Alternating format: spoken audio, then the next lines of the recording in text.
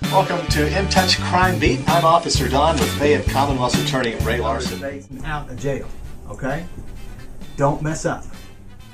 And those are the people, those repeat offenders, the ones that go to prison. And I say we're the #1 rated radio show in the whole country. Fayette Commonwealth's Attorney Ray Larson. I always like to check out LexingtonProsecutor.com. We call that show prep before you come in here, just to see what's going on. And one of the things that caught my eye on your webpage was a story on the Chicago police chief. His name is Gary McCarthy, who's had some interesting thoughts on legal gun owners' rights there in Chicago. And this guy is sort of a colorful history too. I was reading on down in an article that you linked to. He's had at least one run-in with the law himself, and he's made some crazy statements in the past. Including one saying that he would train his officers to shoot licensed civilians with guns, and he was actually found guilty in 2006 over a traffic altercation that he had with 2 New Jersey police officers. And this guy is the police chief of the Chicago Police Department. He made the comment that he looks a little bit like, I said maybe a Russian dictator type leader. You mentioned that he's got that maybe a Serbian dictator type leader look. right, Yeah. right. How many stars does he have? Is he a general? 1, 2, 3, 4. He's got 4 stars on his epaulette there, on his collar. Epaulette, that's the little flap on the shoulder. Yeah. A little bit like Manuel Noriega. He's even got some stars on his collar. Look at this, man. 1, 2, 3, 4, 5, 6. This dude's got 8 stars. Man, he is dressed to kill, So to speak. is he not? Yeah. It's Gary McCarthy. Well, I recommend that our listeners check out our website, LexingtonProsecutor.com. If you ever go to the website, you will always go back, because there are all sorts of interesting things on there about criminal justice, and it clearly has I take sides on that webpage. It's clearly now what he says, he really takes aim, so to speak, at legal gun owners. Now, he's the Chicago police chief. Here, I'm asking you, how many law-abiding gun owners are involved in violent crimes in the city? Now, I think you would probably have to consider there may be a special exception for some of the domestic violence. I'm sure a lot of those people, it's a first-time type crime. Maybe they don't have a criminal history. But as far as street crime, people on the street that commit murder and robbery, how many of those individuals had concealed carry permits? I don't know that they can do that in Chicago. No, in Kentucky. I'm talking about Kentucky Oh, right now. What's all your right. general experience? How many people go, well, wait a second, I know you've charged me with carrying a concealed weapon in addition to this murder charge, but I have my permit right here, so you could drop that one if you want. How many do you have like that? Have you seen any? Almost none. You don't have, say, these gun laws like they have in Chicago. The only people that comply with that law are people that aren't criminals. Law-abiding citizens are the ones who say, well, okay. Now, the Cato Institute has said each year there are at least 100,000 instances where people who are legally armed prevent crimes. Well, and you're giving me a hard time about being, when you call me a weenie? Yeah. What I see on these issues is this: you truly do have people who go to extreme thinking on both ends. You've got this guy, this police chief, who's obviously he's crazy.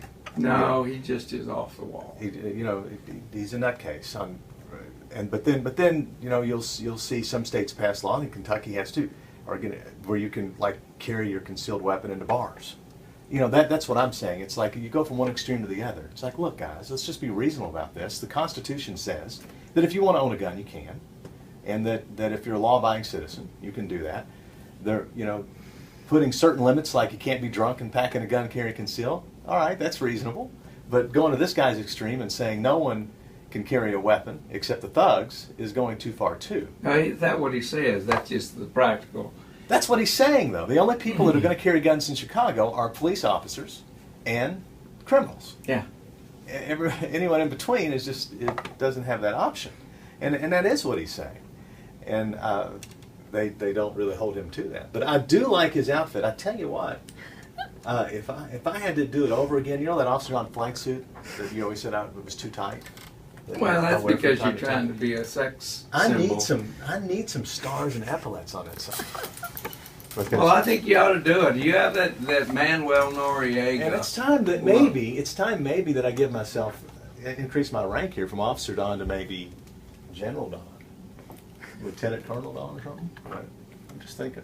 I don't know. It doesn't have the same. It doesn't have the same ring, and by making you General Don,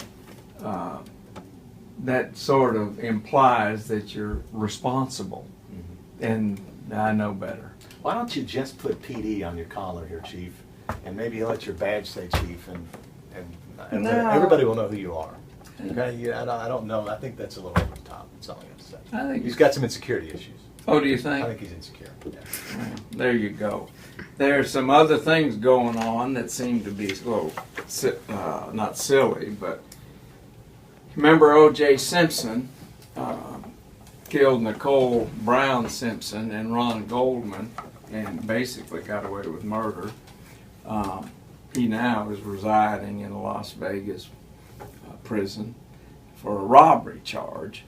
But you'll remember Ron Goldman's parents sued O.J. Simpson for the wrongful death of killing their son and got a judgment, a $9 million judgment against him. And they, of course, plug interest onto that. And today it's worth almost $25 million. Well, the mother of Ron Goldman has decided she's going to sell that judgment.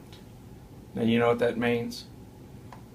Well, she's got the judgment, and of course, I don't know that he's paid a dime. It's a lot like Shane Ragland's deal, where he got a judgment against, the DeGero's got a judgment against him, and he hadn't paid anything. Almost got a free wheelchair, though. Well, he didn't. No, it didn't work out. Yeah. So they're going to sell the judgment so that somebody can try to collect it.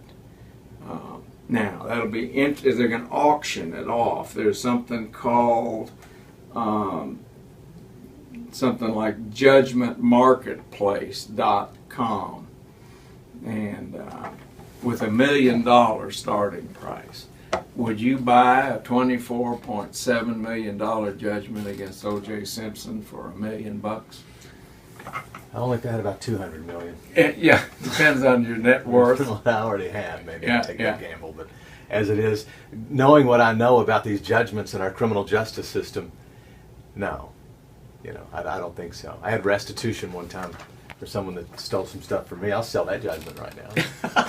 If anyone wants to buy it, it's about $1,200. I'll sell it to you for maybe $50.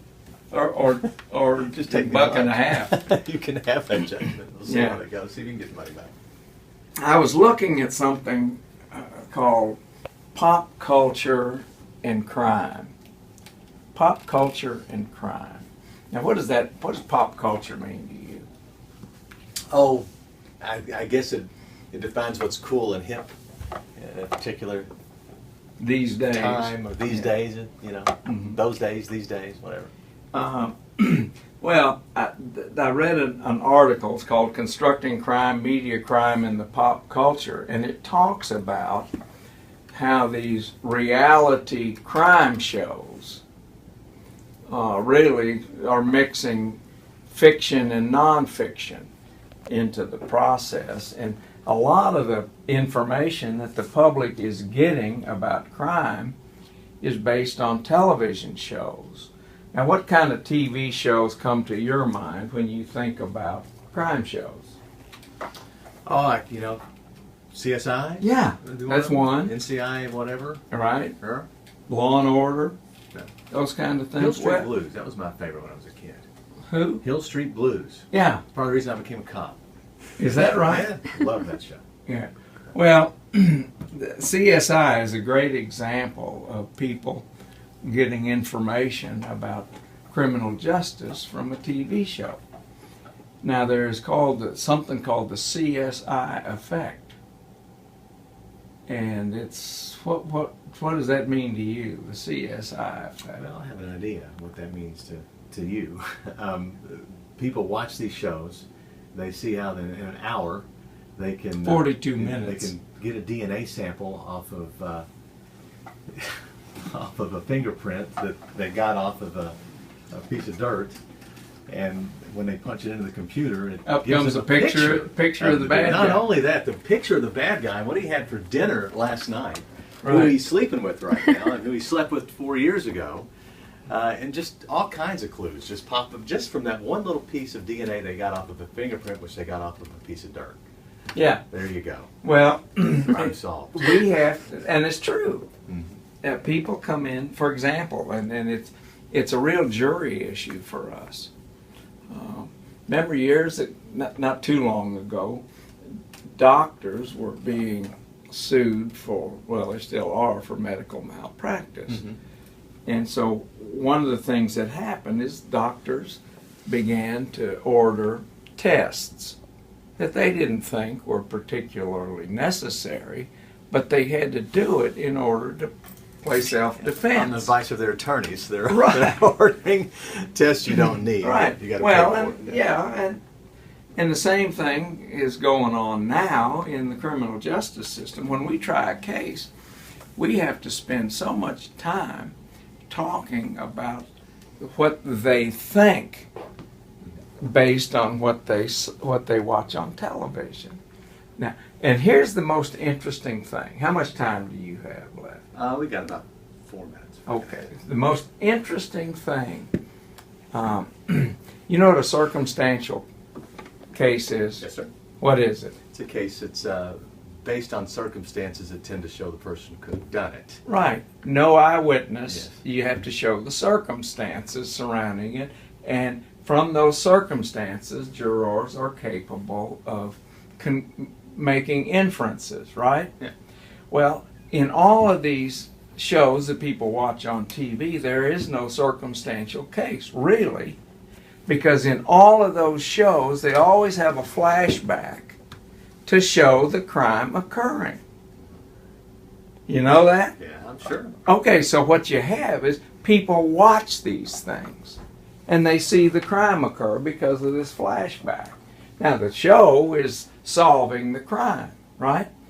And so what happens is people that come in as jurors really expect more in a circumstantial case than we can produce. And you really have to spend time talking about that with jurors in order for them to to understand that they have to make the judgment based on this circumstances. There's a little bit of common sense, and we get into reasonable doubt, not beyond. Mhm. Not, you know, it's Not, no doubt. no doubt. It's reasonable doubt. A reasonable person, reasonable.